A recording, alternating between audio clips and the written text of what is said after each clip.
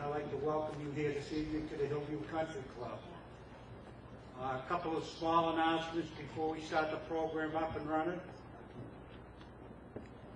Most of you, I hope, are familiar with the club emergency exits. You can exit out this side. Also lavatories, men and women this side. There's also an exit to the rear. There are officers in suits and ties around. If you have any questions, they'll help you out. If you are carrying a cell phone or a pager, would you please take the time to put it on vibrate? If you have to take an emergency call from home or from loved ones, please move to one of the aisles, move to the back near the bar. We do have advanced photo in the center aisle. The reason we are photoing it, this will be a training aid for the local police officers within the department. We also will be running it on the cable network for other residents who couldn't make it here this evening. At this time, I'd like to introduce you to the man that made this all happen tonight. Please join me in a round of applause for the Chief of the North Reading Police Department, Edward W. Nolan.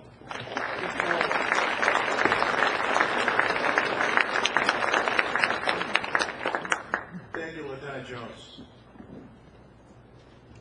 I'd like to welcome everyone in this room here this evening. It's another proud moment for the North Reading Police Department. As you're probably aware, we've been running educational seminars for a number of years, and this is our second for 2008. Our first was the CPR program that was much acclaimed by our residents and published in our local transcripts. And this is the second in the series, and we'll have our third in our educational series ready to go May 7th at 7 p.m. at the North Reading Police Department. And it's going to focus on what every parent needs to know about the prom season. So we'll be taking reservations for that and hope to see a lot of you folks there. We're very proud of our police department. We're proud of our community, and we're grateful for this level of attendance and interest in this topic that we're going to present tonight. You may ask, why are we putting this on? And I was bouncing this idea around in my mind, and we're all certainly aware of the ramifications of identity theft and fraud. But one of the attendees this evening handed me an email that she received on April 1st, and I thought that paraphrasing and reading a little bit of this email would really heighten our awareness and tell you and drive home the reasons why we're here this evening. The email starts, "Hello, my name is Patrick Lee Che. I'm trained and work as an internal auditor for the Developmental Bank of Singapore, working as a part of a bigger team that covers the entire Asia region. And now I'm going to jump down a little bit. The above set of facts is the reason why I have contacted you. I am of settled conviction that using our insider leverage, we, working with you, can secure funds in this DBS account for ourselves through you." And it goes on, and we see these memos and these emails and these letters. They come out every single year, 2 or 3 times a year, in a variety of different forms. When I was handed this, it took me about 2 seconds to recognize the rhetoric that's contained in there. The other reason why we're here is last week, reported in the transcript, 3 of our residents were victimized by identity theft and fraud. And over the last 2 years, we've had probably 100 cases in our community alone. So it's a perplexing problem, and that problem brings tremendous heartache to those who are victimized by it. When I was a young police officer, I was told by trainers when I was going through the police academy that instances of breaking and entering or burglary really devastated people because it was a violation of their privacy. But this crime far surpasses that. It could take significant portions of your life to straighten out what some thief, some fraud has done to cheat you out of your identity and your life savings. So that's the reason why we're here this evening. So it's with great pleasure and an honor that we're putting this class on. And we have with us tonight the founder and the CEO of IdentityTheftSecurity.com. The owner of this company is a renowned expert in identity theft and personal safety. He's also a well-renowned media personality. When the local and national media have a question about identity theft, they call upon this gentleman. He has received acclaim for teaching workshops and providing seminars to people of all ages on how to fight identity theft and fraud and personal safety. He is also an accomplished author, and you can read his book, The Safety Minute. The Safety Minute was written to be an empowering look at basic personal safety, various fraud prevention methods, and it's a simple, easy to learn self-defense techniques to reduce your chances of being assaulted or being victimized. He is the man with the plan. It was with my great pleasure and honor to introduce our speaker this evening, Robert Siciliano.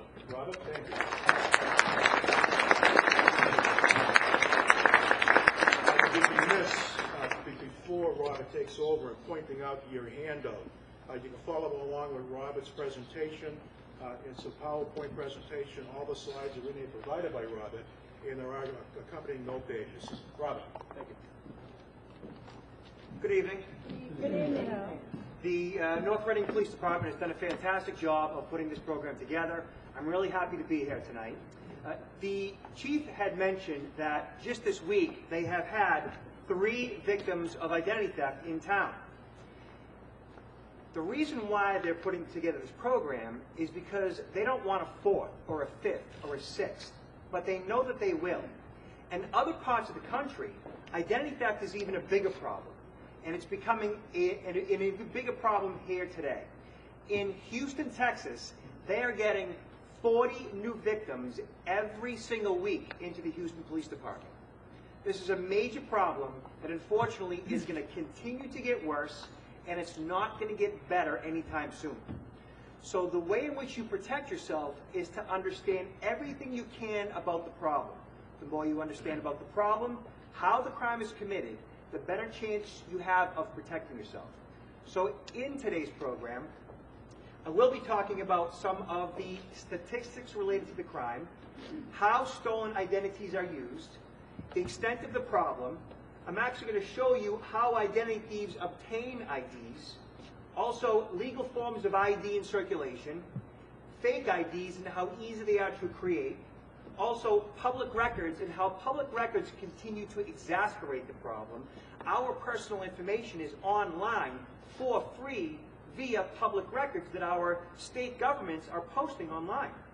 Also, privacy issues, numerous privacy issues that we still face, how a thief obtains all the different parts of our identities, and also prevention dues, things that you should be doing every single day, week, month, and year.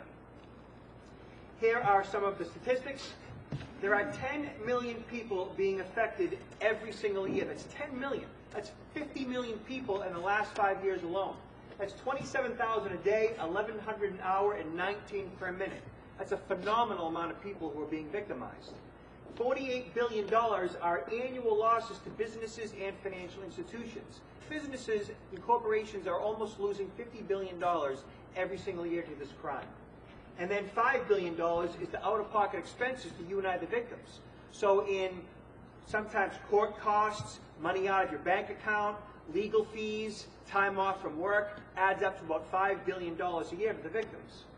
$6,700 is the average amount per victim obtained by the thief, and then $1,100 is the average amount per victim out-of-pocket expense. So in the event your identity is compromised, it could cost you somewhere around $1,000 or more to restore that compromised identity. Also, $20,000 is the amount that some victims have had to expense. Think of having to spend $20,000 to rectify a compromised identity. Some people whose identities are stolen actually have criminals out there that are functioning in society as them. So they're actually getting driver's licenses and credit cards and renting houses and apartments and so on, committing those crimes, getting arrested under the name of the identity theft victim. Then the victim has a warrant out for their arrest. They have to hire private investigators and attorneys, take enormous amounts of time off from work. It can be an absolute nightmare for some victims. 3.5 billion is the amount of pre-approved credit card offers that are mailed out every single year. 3.5 billion pre-approved credit card offers are sent out into the mail to you and I every single year. Now, there are only 210 million people that are old enough in the United States that qualify for credit to be receiving these 3.5 billion pre-approved credit card offers. Now, once those pre-approved credit card offers come in the mail, if they're just thrown in the trash, identity thieves know that all they have to do is pull them out, fill them out, send them in, and they can get a real credit card under your name simply because you threw away unwanted mail. 70% of identity theft is insider identity theft. That means that those on the inside of corporations, government agencies, numerous institutions, those that have direct access to the information, 70% of the time are those that are committing the crimes. So often it's an inside job. Those that are closest to the data often are the ones that are doing it. 74% victims did not know who the thief was. So the majority of the time, the thief and the victim didn't know each other, but 26% of the time, the victim and the thief actually had some type of relationship. Could have been a friend, a family member, could have been a parent or a child. Unfortunately, 1 out of 4 times, the thief and the victim, they're very close in relation. 175 to 600 hours is the average time it takes to clean up your good name. 175 hours is about 4 to 5 40-hour working weeks. And then 600 hours is just an enormous amount of time. I mean, think about spending 5 weeks of your time, 9 to 5, restoring a compromised identity. It's an absolutely overwhelming administrative problem that most people are not in a position to handle on their own. And then 1 year to forever is the span of time till all records are cleared up. 1 year to forever, which means that 25%, 1 out of 4 identity theft victims, never fully restore their compromised identity. 1 out of 4 people deal with identity theft for the rest of their lives. It becomes a part of who they are. It's a never-ending nightmare for them. You don't want this to happen to you. So here we'll talk about how stolen identities are used. 42% of identity theft is done to access and create credit card accounts. Now, credit card fraud is the most prevalent form of identity theft. Credit is king. And when someone gets a credit card under your name, they usually turn that into cash pretty quickly. And once they turn it into cash, well, they never pay the bill. So what they do is they will open up new credit cards under your name. That's one type of credit card fraud. They get your social security number, they get information about you, they apply for credit under your name, they get a brand new card, they max that card out, you never see the credit card, you never see the bill, and then eventually bill collectors call you for non-payment. Sometimes you might go to apply for a loan and you're denied by that creditor because you have all these outstanding credit cards that are opened up under your name that you didn't know about because an identity thief got a hold of your information. The other type of credit card fraud is when they use that credit card that you have in your wallet. Many of us at one point in time have had a little bit of fraud on our existing credit cards. You go to a restaurant, you go to a gas station, whatever the case may be, a retailer, and for whatever reason, your credit card number is compromised. Some major retailer, a big supermarket chain or a big retail store, their information is breached. There's a hacker gets access to their information, and so you have to get a new credit card because the data was breached. Well, that type of credit card fraud, while it's a problem, it's not the biggest problem. That type of credit card fraud really can be corrected by you simply just paying attention to your credit card statements. Now, we'll talk more about credit card fraud in just a little bit.